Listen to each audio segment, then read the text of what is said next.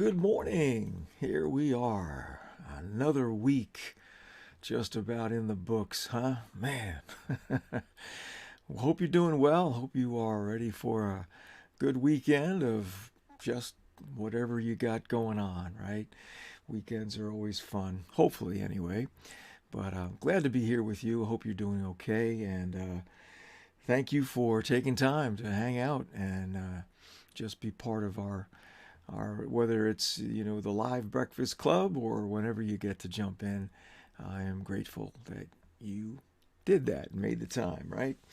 But let me say good morning to those of you who are here with me live. Let's see, we've got Eileen and Linda, Norma, Michael, Jane. Let's see, there's Elaine and Donna, Patty, and Sarai. Good morning. Cheryl, let's see, who else have we got? I think I have you all for the moment. Anyway, thank you. So we've been looking this week at the life of Joseph and all that he went through in order to get to where God, had intended for him to go, and just the various challenges and trials and temptations and all of that, and just to see how he really stood firm in his belief that God was going to fulfill whatever, what he had shown him through those two amazing dreams when he was but a mere lad, right? And so today we look at the fulfillment of those prophetic dreams that he had so long ago, and just a fascinating aspect of all of this is that he's again in prison, but no matter where Joseph is, God's favor is with him. God says, I am with you, and so he's got favor. He has the gift that the Lord has put in him for leadership. And even in the prison, as we mentioned yesterday, he attains the highest level of promotion that you can absolutely get as a prisoner.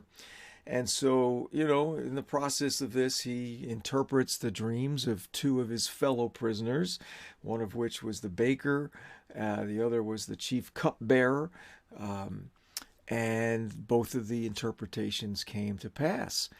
And the cupbearer, as we know, just forgot about it completely. Joseph said, hey, make sure you tell Pharaoh what I did for you. And he just forgot for 2 years until Pharaoh has a couple of dreams. And the dreams are, they're just beyond anybody knowing how to interpret them. You have the dream of the cows and the dream of the corn, where you've got 7 good, wonderful, healthy cows, and then you've got 7 that are really in bad shape, and you've got the 7 ears of corn that are beautiful and 7 ears that are not. And so no one in Egypt knows what they mean. But finally, the cupbearer, right, remembers Joseph and says, hey, while I was in prison, I met a fellow prisoner who was able to accurately interpret the dream that I had and the dream that the baker had, and check them out. So that's what happened. Pharaoh calls for Joseph to come. Now it's interesting when you read this part of the story. This is in Genesis 41. When Pharaoh calls for him, let me just get back to this because I want to make sure I don't misspeak here. Gotta find it now.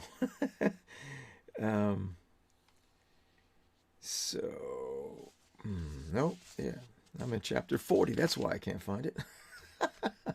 So let's get to 41, shall we? Okay, so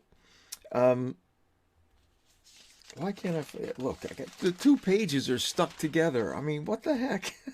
It's just one of those days, right? All right, so Pharaoh has his dreams, right?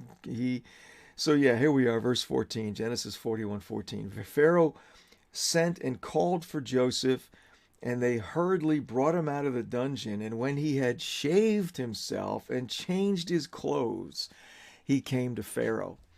Now, I had not noticed this before, right? But, he gets this call. Joseph, can you just picture this for a moment, right? He's been in jail for these years. I don't know if the Bible gives us the exact amount of time, but it was definitely over 2 years, because that's how long it took for the cupbearer to remind or be reminded of Joseph, right? So Joseph gets this call. Pharaoh wants to see you. Now, he doesn't know why, but he realizes, I have to get myself ready for an audience with the Pharaoh. So, it says here he shaved himself, changes his clothes. Now, I don't know, maybe people gave him some new clothes to wear. I mean, he's in prison, what do you have in the way of clothing, right? Except whatever they give you to wear. So he gets prepared to actually walk through a door that just opened.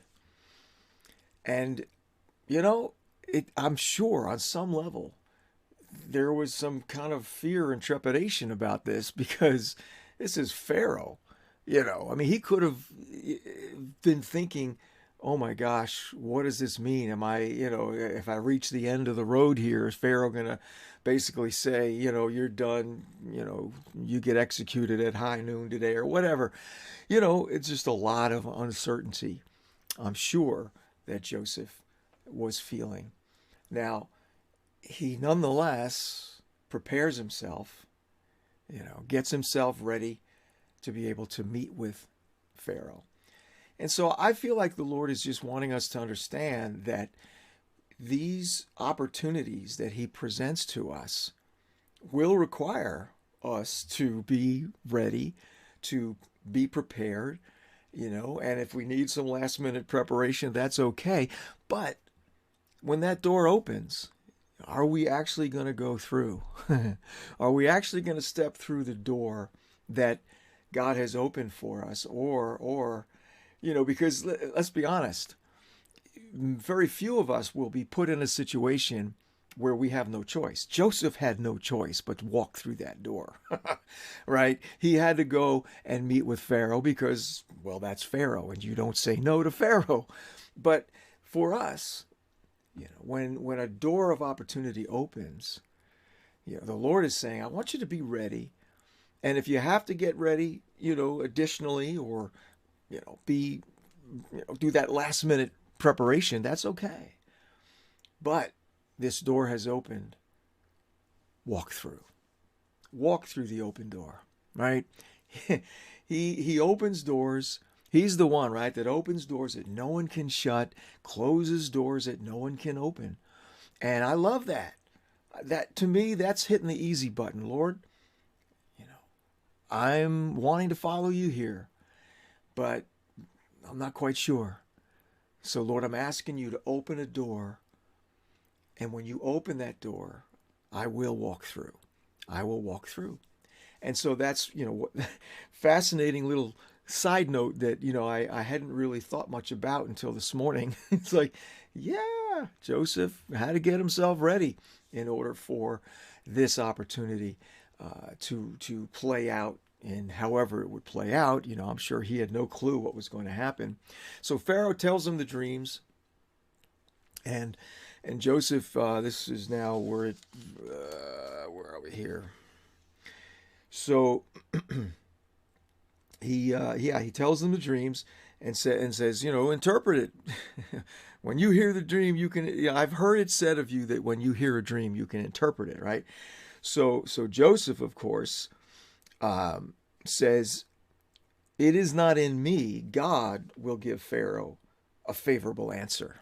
So he's immediately, just standing in his identity as, a much favored child of God, right? And he's saying, yeah, I mean, it's not my gift, it's God's gift to me that he gives me, the interpretation of these things. So he he's got his priorities are still where they need to be. So he interprets the dreams, basically saying Egypt is about to have 7 years of abundance beyond anything that you've ever seen before, but it will be followed by 7 years of severe famine. So Joseph, gives Pharaoh what we would say is just a kind of obvious follow up, an application of what these dreams mean. What are you going to do about it? Well, he says, you need to find somebody that can help you to steward the abundance so that when the famine comes, you're going to have plenty of food, plenty of resources for the nation. And so, of course, we know Pharaoh, in hearing this, it says here, this is verses 38 through 41, he says to his servants, can we find a man like this? Talking about Joseph, in whom is a divine spirit, right? So he's, obviously his religion is not quite there yet in terms of who God is, but he recognizes, that there's some aspect of the divine operating in Joseph's life. And, isn't that what we want? Isn't that what we desire? To have people recognize the divine through us, right? That they come into contact, they're affected by the very presence of God that we have in us and on us, right? Jesus living in us, we are one with him. And when we are baptized in the Holy Spirit, he is upon us in power. We want people to have this same reaction that Pharaoh had when he met Joseph. This man in whom is a divine spirit, right? He just didn't have words for what he was experiencing. And that's going to be the case with folks that we meet as well. They're not going to have words, perhaps. I mean, how many times, well, I'm not going to... I know that I've had the experience of people, asking me if I'm psychic because I've shared a word from God that he's given me about their life, and they're not saved. They don't know anything about this. And they go, well, are you psychic? No, I'm not. I'm a child of God. I'm a follower of Jesus. And, sometimes he shows me things about people. And so I just wanted you to know, what he said and all of that. It's just that people don't have language sometimes, and you can't, get offended by it. You just realize they don't know how to process what just happened. You know what I mean? And so that was Pharaoh. And so he says to Joseph, since God has informed you of all this, there is no one so discerning and wise as you are. You shall be over my house, and according to your command, all my people shall do homage. Only in the throne I will be greater than you. Pharaoh said to Joseph, see, I have set you over all the land of Egypt. So look at this. I mean, he gets promoted as a slave to be over all the house of Pharaoh, of Potiphar. In the jail, he becomes, the top guy under the warden, over all the prison. And now here, he's again elevated to a position just under Pharaoh over all Egypt to carry out the wisdom that God gave him in terms of what to do in response to these dreams.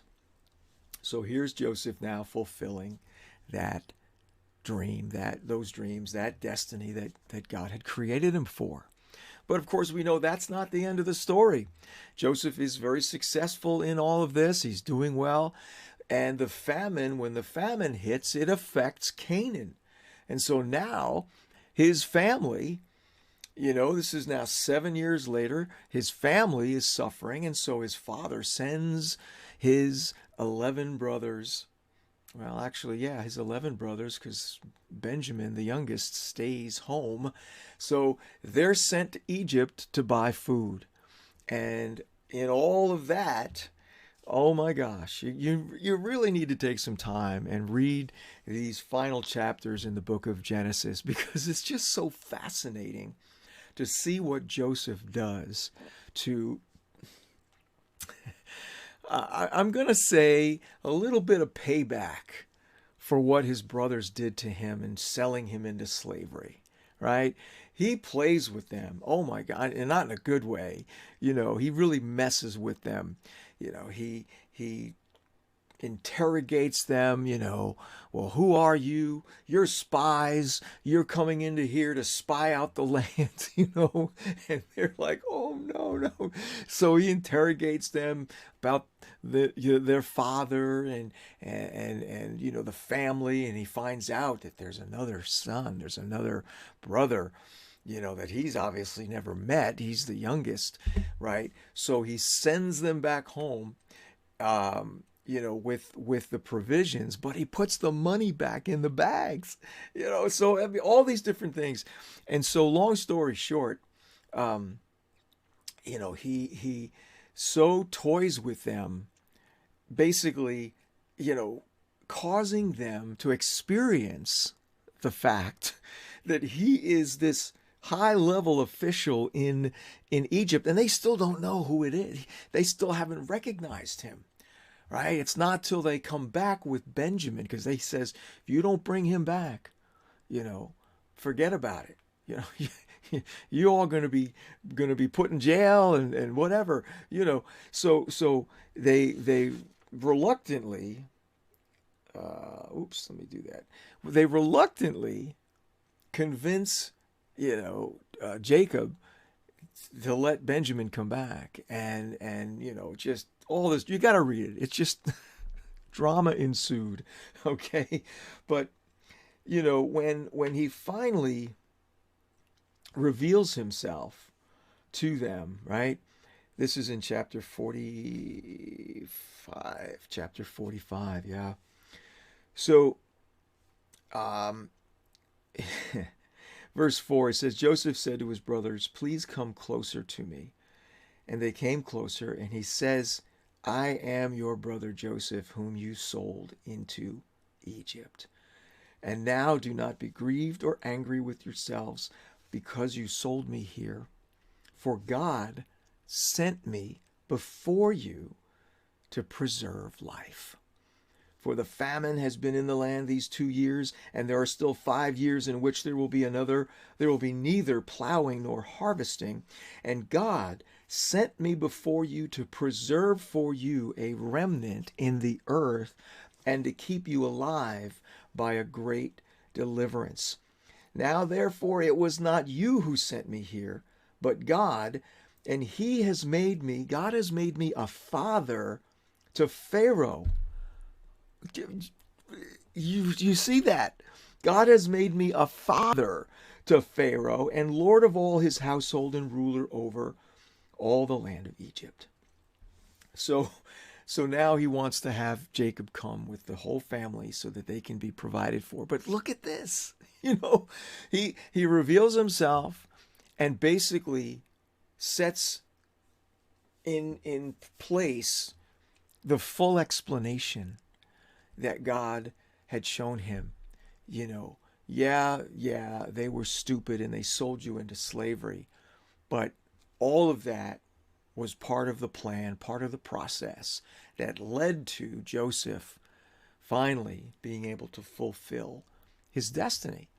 So you see what that means, right?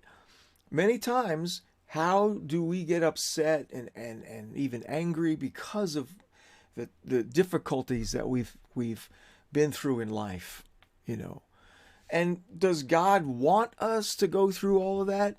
No. But remember, he knows the end from the beginning. And so he realizes the process that we all have to go through in order to get to our there. Wherever there is, it's going to take a process.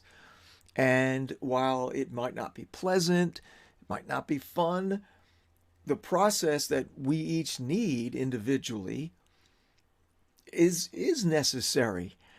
in order for us to develop and to grow and to mature and to become the person that he intended for us to become from the beginning. Could it have been done a different way? Sure, but it wasn't.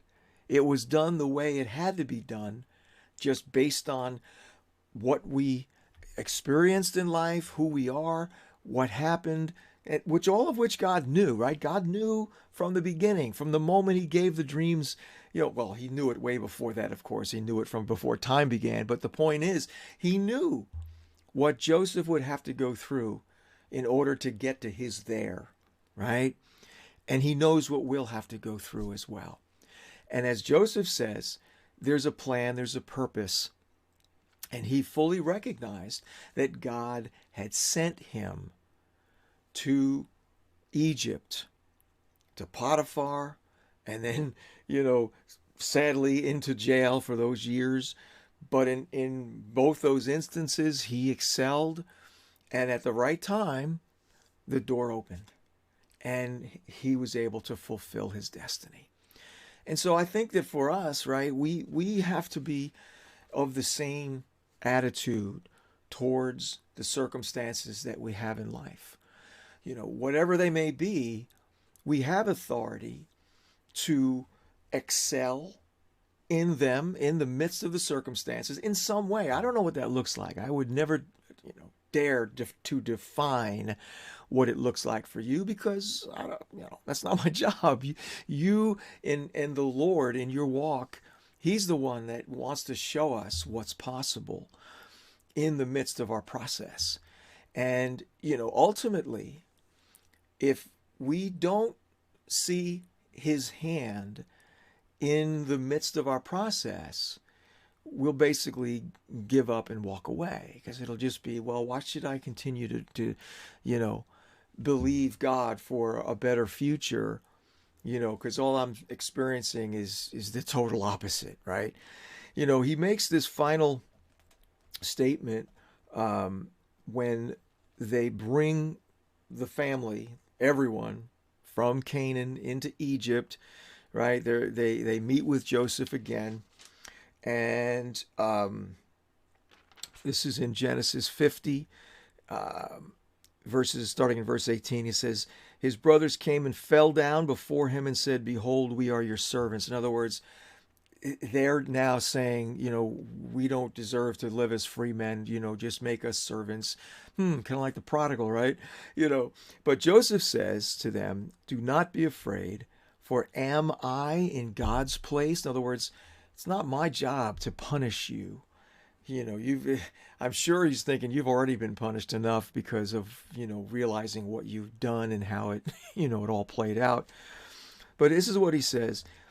As for you, you meant evil against me, but God meant it for good in order to bring about this present result, to preserve many people alive. And that, my friends, that is what we've got to, grab hold of for ourselves, and realize that, things that happen to us, I think there's a chorus today that what the enemy meant for evil, God will turn for good. And that's what God does. He redeems everything. So, let's not focus on the evil, as Joseph says here, you guys, you meant it for evil, because you hated me. And, I think at that point he probably realized that it was his fault that they hated him because of the way he was acting and, and treating them based on these dreams, right? But he says, you meant it for evil, but God meant it for good. God knew that this was something that had to happen in order for his plan to be fully manifested in Joseph's life. So the question really comes down to what aspects of his story, of Joseph's story, really resonate with you in your life. What is God saying to you through Joseph that will help you to remain focused on his promises, on what he's shown you, what the Lord desires for your life, and not become focused or overwhelmed by whatever negatives have occurred, because the Lord knew that that was going to happen. And, in his plan, he already said, I'm going to take that and I'm going to turn it for good. I'm going to use it to develop you, to grow you, to prepare you for what I have for your life. And that's what we're talking about. And so as you look at Joseph's life and the various things that he went through, some of that hopefully, speaks to your heart, your life, that you can say, yeah, I see, this was a lot like what I went through, and I'm going to grab hold of Joseph's faith, as an example, and say, Lord, I am going to believe you. I am going to trust you. I'm going to choose to believe that even the bad things that have happened in my life, that you're going to turn those into something good. And perhaps he already has, because, when we come through stuff and find ourselves finally on the other side, having victory, it is a tremendous upgrade, in terms of our life, because now, I can operate in authority based on what I've come through. So there's many ways that the Lord will turn any, something that has been a negative, something that's bad in your life, and make it become, what's the phrase? Our tests become our testimony, or something like that. I've heard something along those lines.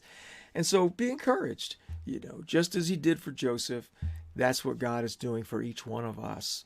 He's very intentional about redeeming what we've been through and making it a part of what he's wanting to release and wanting to do through us in terms of our calling and our purpose in life. So good stuff. We're going to, I guess, take a look at David next week. He's another one that's got some amazing stories to tell us that, can help us understand where God is taking us in terms of our purpose and destiny.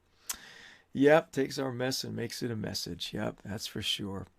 All right, well, good morning to the rest of my breakfast club. Let me go back and scroll here and see where we left off today. Let's see. Hey, Isabel, how are you? Good to see you this morning. Yeah, Christina, good morning. Let's see. Hey, Linda. Linda number 2. We have 2 Lindas with us today. Joanne, good morning. Amen. Hey, Gene, how are you, buddy? It's been a long time. Hope you're doing well. Let's see. I'm still scrolling here. Cheryl, did I say good morning to you? I don't remember. It's too many names to focus on. Yes, Gloria, good morning. Let's see who else we got over here. Derek, good morning. Iris, good morning. Good to see you there on YouTube. And let's see. Maria, good morning. There's our other Patty. Hey, good morning. Happy Friday to you too. All right. I think I got everybody. If I missed you, please forgive me. I do try to get your names because I'm very happy that you're here with me. So again, thank you for sharing the video with your friends. Get a few more folks here to find out about our breakfast club. And, if you feel like you're getting some value and you'd like to sow back into our ministry, you can use that link. Have an awesome Friday and a great weekend. And I look forward to seeing you again on Monday. All right, 7:30 Eastern. Thanks so much.